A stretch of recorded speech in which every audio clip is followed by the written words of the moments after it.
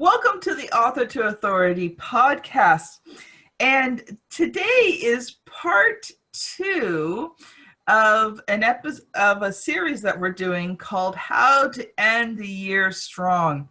And on the last episode, Juanita, my wonderful co-host, friend of more years than we're willing to admit, the book project manager and keeper of the calendar for RTI Publishing, we talked about how it's easy to kind of get in that maintenance mode and to kind of slow down as you hit towards the end of 2020, and how that lack of momentum really is going to kill your business in 2021. And we talked a lot of things around that. And we also talked about how do you put a game plan together to make the end of 2020 strong and the beginning of 2021 even stronger. And we ended that conversation by talking about the 3 core competencies of becoming the authority. So that's your communication, your visibility, and your relationships. And that's broken down into 6 key building blocks, which is your marketing, your spoken and written, your sales, your networking, your social media, and your media. And so today we're going to go through all of those 6 key areas, and we're going to talk about what is it that you need to do to end 2020 strong in those areas and also prepare for 2021. So just before I get into it, Juanita, my friend, any thoughts to share? Well, I just wanted to say it feels like only yesterday that we were talking about this. Yesterday, it was only a few minutes ago. I was using the magic of time travel there, Kim, of podcast recording time travel. Yeah, we're not doing the quantum leap thing, kind of jumping in and out of time. Though I must admit, that is still one of my favorite shows, and I'll never forget the episode where Scott Bakula jumps into a pregnant woman. Ah, yes. I remember you telling me about this, and it was one of your favorite episodes. Oh boy. It's like making men pay back for all that we've gone through in childbirth. The other day I was on Instagram, and this company had a special and for the end of their year, and the discount code was Save 2020. And I'm like, man, that is a cry for help for a time traveler if ever I heard it. Save 2020, please. So that's just the goofing I have for you today. Go ahead. Marketing. Let's hear about marketing. So when you think about your marketing, one of the things that we talk about is really understanding the core of your marketing is understanding, not core, foundation. The foundation of your marketing is understanding who your target market is and how you best serve them. And when you have those 2 things in place, it allows you to build your business faster than you could ever anticipate. But what happens is as your business grows, that changes. And so, when we're coming into the end of the year, one of the important things that you can do is go back and revisit who is your target market. Revisit how you're serving them, because maybe that has changed over the year. And when you review those things and you really take a look at them, a lot of times it's going to change a bit. It's not always going to change big, but sometimes minute little changes. There might be a category of people that you kind of worked with this year and you go, yeah, they're not really who I want to work with. Mm-hmm. So this is a good time to look at those things. And then once you've looked at that, you want to look at your core messaging that you're going through that. You know, tighten that up. Look at it again. Think about it. Think about it from different points of view. Get feedback on it. You know, look at your year. Did that core messaging suit you? Did that core messaging get results? If not, this is a great time of year to be reviewing that and putting things into place for 2021. You know, kind of begin the year with something new. The thought I had about that, Kim, was how much time I can really go down rabbit holes with this, and I think it's my perfectionistic tendency. I'm a recovering perfectionist. I think I need PA for for the help. But as you review your target market and polish your core message, I know that I'm the kind of person who would really get hung up on wanting to get my core message perfect. Are there any suggestions you have for fighting that perfectionist streak to stop, to prevent yourself getting into analysis paralysis? If you take any marketing course, and I took a marketing course back, I was just going through some papers back in 2008. I took a marketing course. Mm-hmm. The core of marketing is testing. So instead of trying to get things perfect, your mindset should be, I'm going to change and test. Change and test. And when you do, you may find out that what you originally had works better than what's new. So that's fine. You go back to the original. Or you may find the changes that you make now work better. So it's not about it being perfect. It's about what gets you results. Mm-hmm. And that's a mindset shift, right? Because you're letting go. See, part of perfectionism is the emotional attachment to the affirmation you receive when something's perfect and it's good and it's great and it's wonderful, right? Because it affirms you that you are good and amazing and all these things, right? So, you know, one of the things that you have to do, and this applies even to when you're book writing, and I've had to tell many clients this, you have to emotionally let go of this book. Perfect is the enemy of done. Yes. Right? That's the message there. Okay. And I really like the change and test, because I thought, okay, so it would be more beneficial to have more tests to gather information from and keep improving. I read an article about someone who had a professor who taught a pottery class, and half the class was told, it was more of an experiment, but half the class was told, your job is to focus on quantity. Make as many pots, whatever, as you can. We're caring about output. The other half of the class was told, okay, you can only worry about quality and you can only make one pot. At the end of the course, the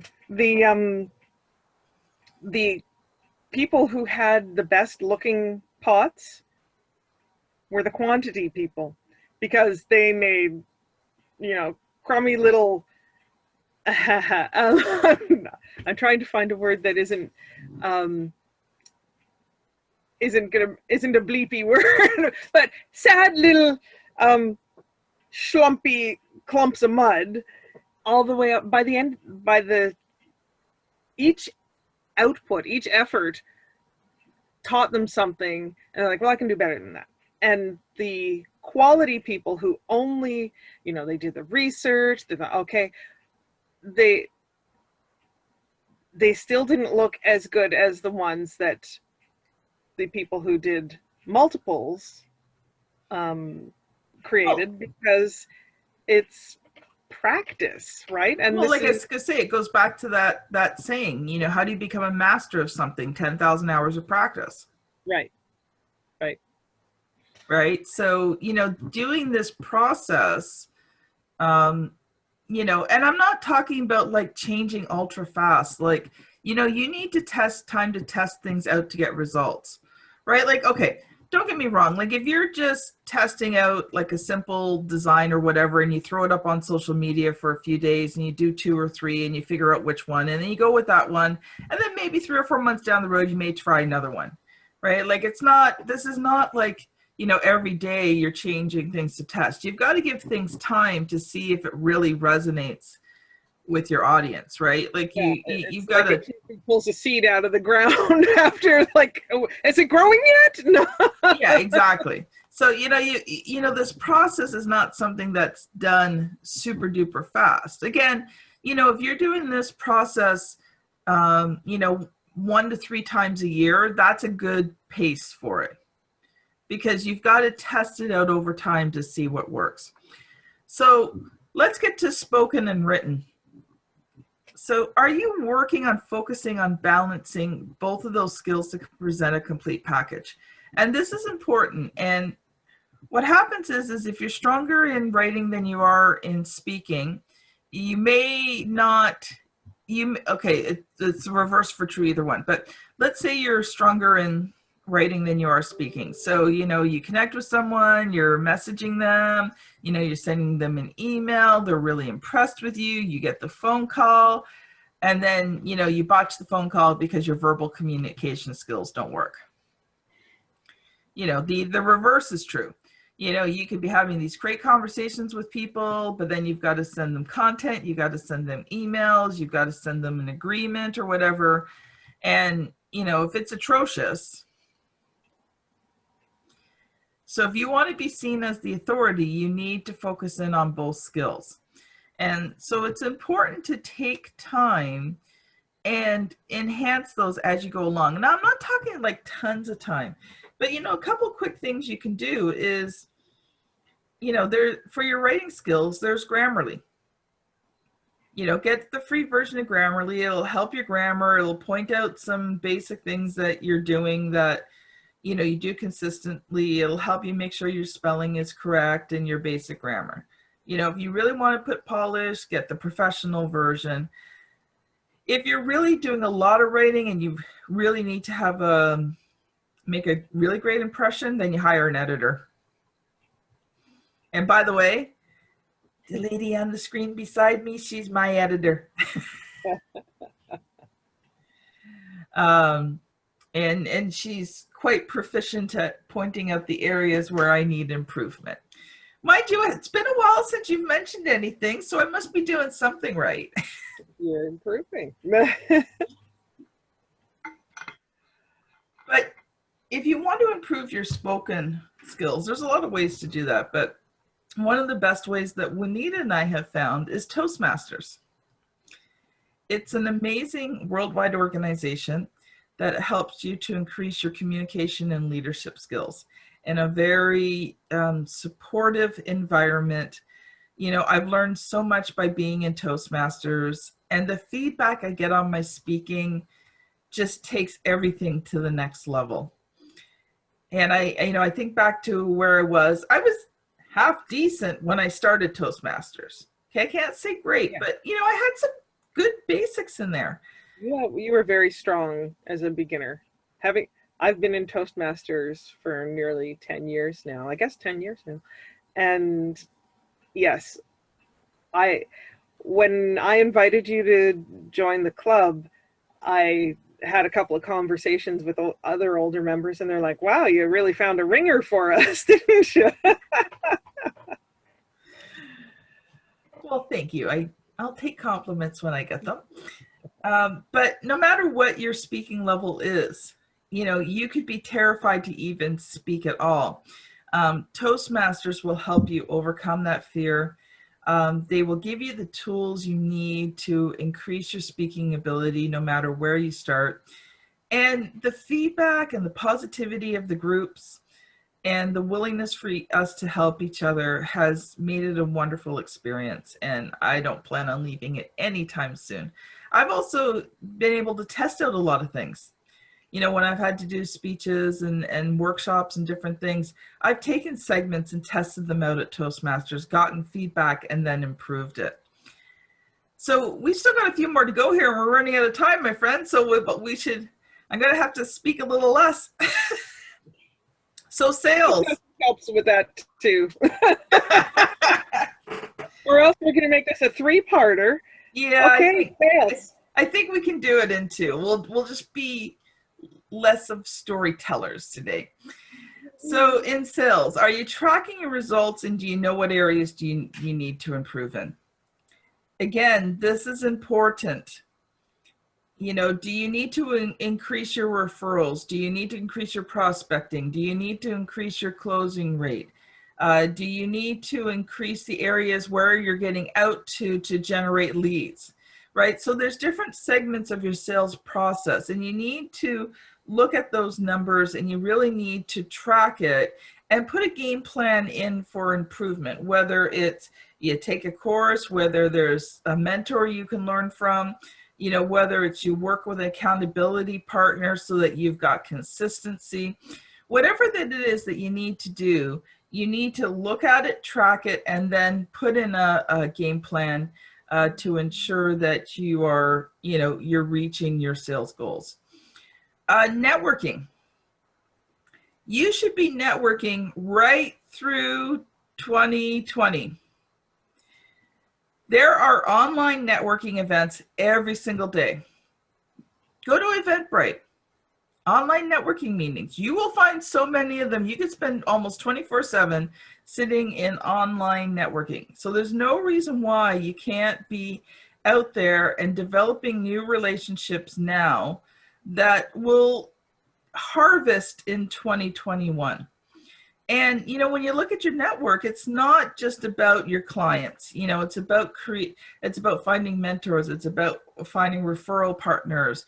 It's about building an audience. It's, you know, your network is so many things that we don't have time to go in today. But take a look at your network. Are you building in all the areas of your networking? And are you going to do it right through to the end of, you know, December 31st. Yeah, it's okay to take that Christmas break, but you know what, even over Christmas, you're going to have a couple of days in there when you aren't doing much, and there'll be a networking meeting somewhere that you can hop onto for a couple hours during your Christmas break to continue to build your network. Now, social media, my friend, do you have any thoughts on that one? I love the ability to schedule posts, especially. I know I'm like a broken record here. Social media. I've been using Facebook as just a social outlet, and I think that's something important, is that you should make yourself a rule for yourself. What are your business media, social media, that you're going to say, yes, this is strictly for business, and which social media is strictly for entertainment purposes, because that is one of those things where you can devote a lot of time under the umbrella of, oh yes, I'm on Facebook because this is part of my marketing strategy, is to do this and this. But, you know, once you've found yourself answering a BuzzFeed poll and reposting, you know, that funny comment with that cat video, after you've sort of gotten sucked into the whirlpool of entertaining things, it can really eat away at your work time. So having a good understanding of why you're on any particular social media platform is something to keep in the forefront of your mind. You know, it's funny you said that, because I have someone who helps with the podcast, but there are times I go and I upload the videos to YouTube for the podcast. And I log into my YouTube, and then all these videos show up. And instead of just clicking the create button, I'm like, oh, Oh, that's only 6 minutes. I can catch up on the news on my latest show, and half an hour later after you've watched several videos, you're like, oh darn. Oh. So now I don't even look at the screen. I just look right at the create button and I hit it. Mm-hmm. Yeah. Before I hit anything else, before I get sucked into the YouTube vortex of, oh, I really want to watch that. I find that for YouTube, I have to, I have certain, well, for me, I don't have the same uploading thing that you do. So it's strictly entertainment for me, or education. But that's another thing where it is very tempting to start off where I'm taking a training on how to get better at Monday.com, and then there's the Stephen Colbert show, and oh, it's only 2 minutes and 30 seconds. Yeah. And then, here's a tip, turn off autoplay, because oh my goodness, it sucks you in. Well, that was only 2.5 minutes. It's like, if I was later somewhere, I would at least have a 15-minute break, right? So that's no big deal. And like you said, 38 minutes later, you're like, oh, what was I doing? I need to pee. And suddenly your schedule is etch-a-sketched. Yes, exactly. So when you look at social media, you need to have a content plan in place. And again, this goes back to Juanita's keeper of the calendar. And yes, I admit I do need to put together a social media calendar. I am working on that. But the point of social media is to have those daily actions, easy to do daily actions that gain consistency and visibility and position you as that authority. So even if you do one post a day to the social medias where your target market is sitting first, and you make it engaging and you make it something really interesting, over time you'll start to see a lot of results. You'll get a lot more connections. People will like and comment on them. You'll get engagement, but it has to be consistent for that to happen.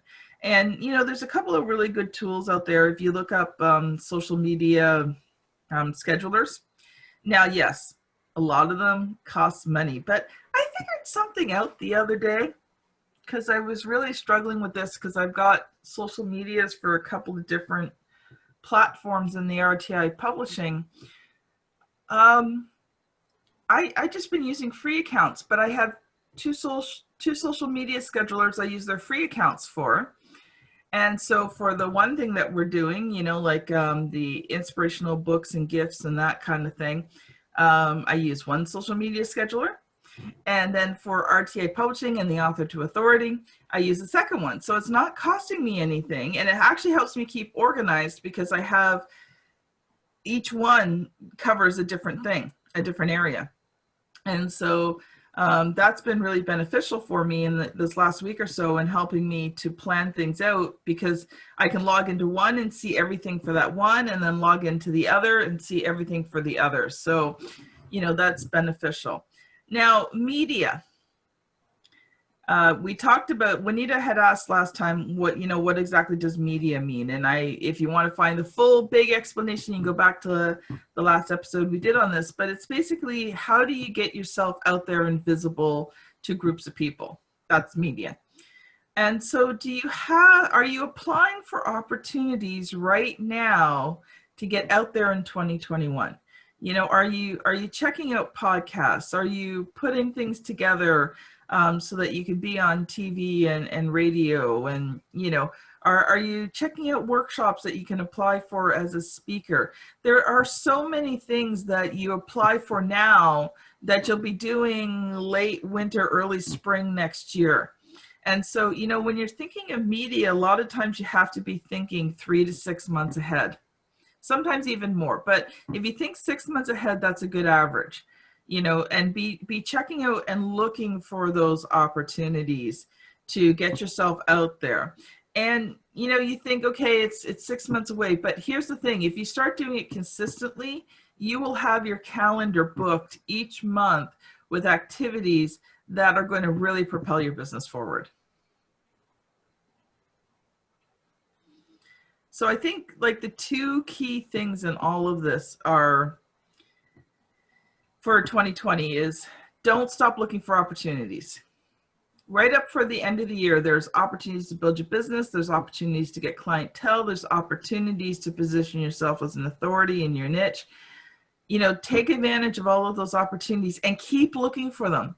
See, if you're not looking for them, you'll never find them. But if you look for them, you'll see them. It's kind of like when you buy a new car, you know, and all of a sudden now you see your car everywhere. Right? Because you've opened, because that vehicle is now in your mind, you see all the other vehicles that are out there. So if you keep your mind open to the fact that there's opportunities right up to December 31st, 2020, opportunities will come to you. Any thoughts, my friend? No, that's, what is it? I think it's called the retinal activating system is what's going on, is that suddenly your brain notices. Because exactly, when I was looking for a van for our family a few years back, then it was like, okay, I don't like that one, but oh yeah, my uncle said that I should be looking for a Grand Caravan. Okay, there's one. So I would just like to take this moment.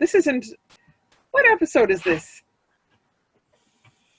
I don't know. It's a November episode, correct? Or is this we're probably around our 1-year anniversary and around there somewhere. Yeah. Well, I was just going to say thank you for a great year, Kim. It's been terrific, and I'm looking forward to an even better 2021. Like everyone else, we're looking forward to a better 2021. But you know what? That will only happen if you plan for it. Absolutely. So this has been Juanita Wootton-Radko and Kim Thompson-Pinder on the Author to Authority podcast. I want to thank you so much for listening. And if being on podcasts is in your game plan for 2021, then I would love to invite you to apply to be a guest on the Author to Authority podcast. In the show notes, you will see a link where you can schedule a 15-minute time slot with me, and we'll talk about who you are as an entrepreneur. Here's the thing. If you want to be on the Author to Authority podcast, you need to know your target market and you need to know your core messaging, because I will be asking you about those. So that's a hint to get on the Author to Authority podcast. But I'd love to invite you to see that if you're a good fit for the show, and maybe in 2021, you will be a featured guest on the Author to Authority podcast. So thank you so much for listening. Have a great day, everyone. And we'll see you on the very next show. Bye now.